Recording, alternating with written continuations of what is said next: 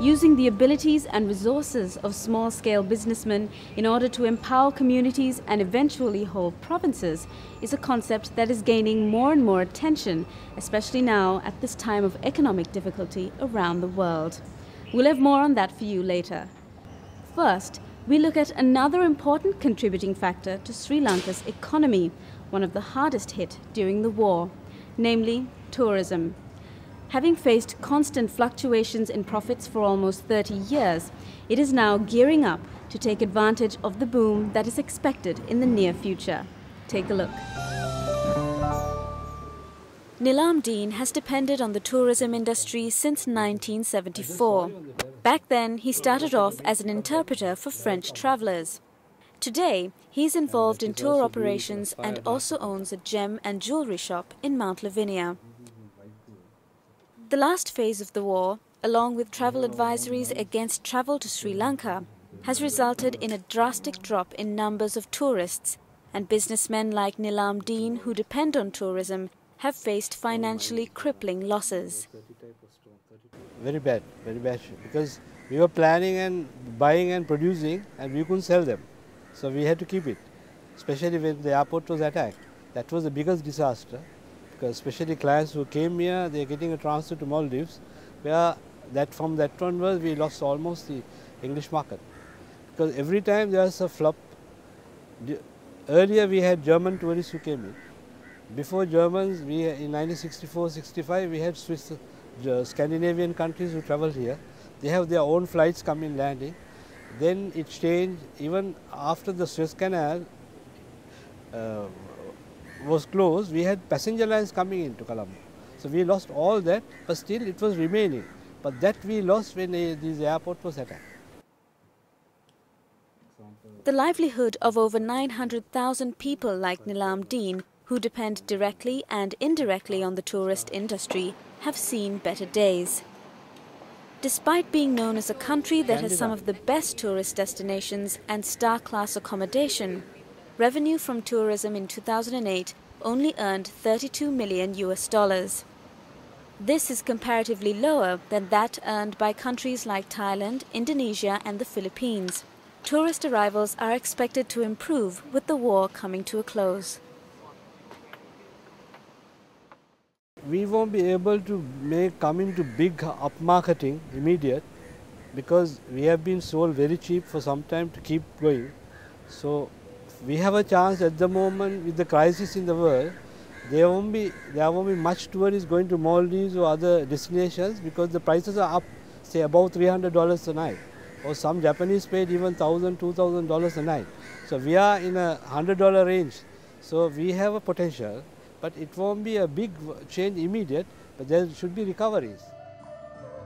Today, Nilam Deen and others like him are optimistic about an increase in the arrival of tourists in the near future.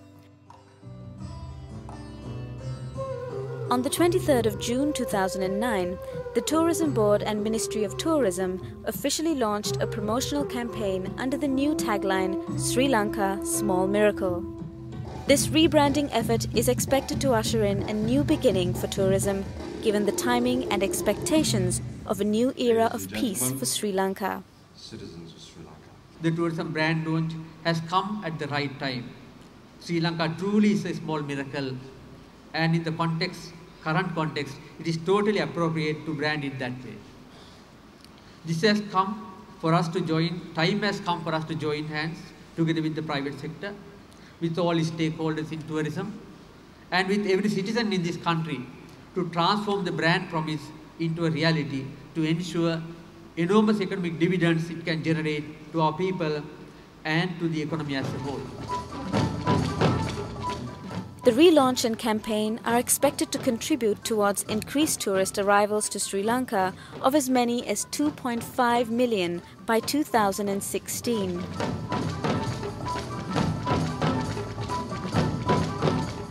The last 2 to 4 years, part of which I was a minister 2.5 years, has been a foundation building period.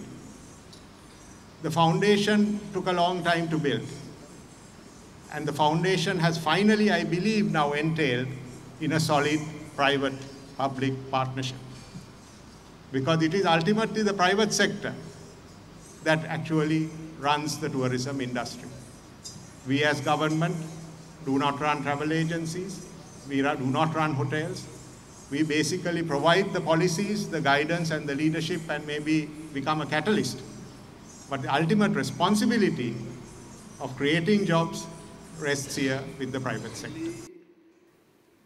Addressing invitees at the launch at the BMICH via a recorded message, President Mahinda Rajapaksa reiterated his government's commitment to providing the resources needed to meet the targets envisaged by the industry. No sooner our motherland was united under our national flag,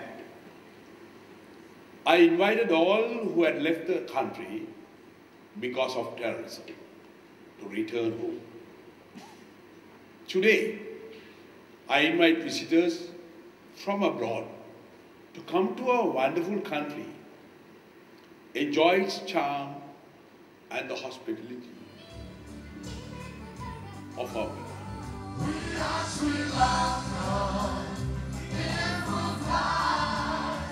We bring Sri Lanka all through our lives, and we will try. The tourism industry has felt the impact of conflict in the country for the past 2 decades. The increased military offensives of the past 3 years only made the situation worse, as the country gained the reputation of being a dangerous destination. This is reflected in the arrival figures for May 2009, which showed a 19.8% drop since the same period last year. But now, with the end of the war and the promise of development and prosperity in the future, Sri Lanka is gearing up to become a vibrant tourist destination once again. There's a lot of catching up to do, as I said. Firstly, staff. We have lost a lot of staff abroad, but partly because of this world economic crisis, people are coming back.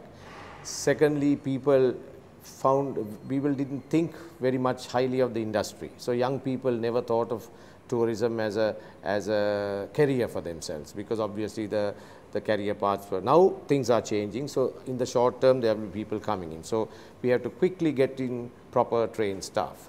As I told you, product-wise, we are reasonably okay, but we need to refurbish, and we are already asking the government. We have started lobbying the government for some sort of incentive, like duty-free imports, to start bringing up the plant. So there is some work to be done in the short term, but certainly room-wise, we got 14,700 rooms right now. Together with revamping infrastructure and services in the south and central districts of the country, former tourist destinations in the war-affected east are now also being promoted by the industry, but rebuilding these areas will require resources. North and east, especially the east, as you know, was a very well-known sub-destination in Sri Lanka. It was actually, if you remember those days, it was a seasonal tourism traffic, you know, during the southeast monsoon, people go across there. So eventually it will come to that. But certainly the plant is hardly evident there. Everything is shattered. There are, I think, only 2 hotels. So what the tourism authority is trying to do is to prevent haphazard development, because this is what we are guarding against. We don't want it to go down like a haphazard Hikkaduwa again. We got a good chance to reorganize that area. Sri Lanka has lost out on its positioning in the competitive Asian region for the last 2 decades.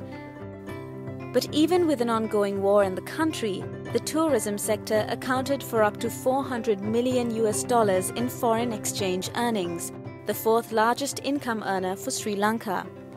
Now, given the right conditions, it could surpass the $1 billion mark. With the industry ready to kickstart tourism in the country, those like Nilam Deen, who survived the worst of it in the past, will hopefully have something much better to look forward to. I have a good feeling, because our people are hospitable. We have a lot of things to offer them, especially ecotourism, our nature, our botany, our plants, our safaris. There are a lot of things to offer. So there are people of different world, they want to come. Only thing, it was a fractured island for some time. So they get the idea that now we can travel. is very positive.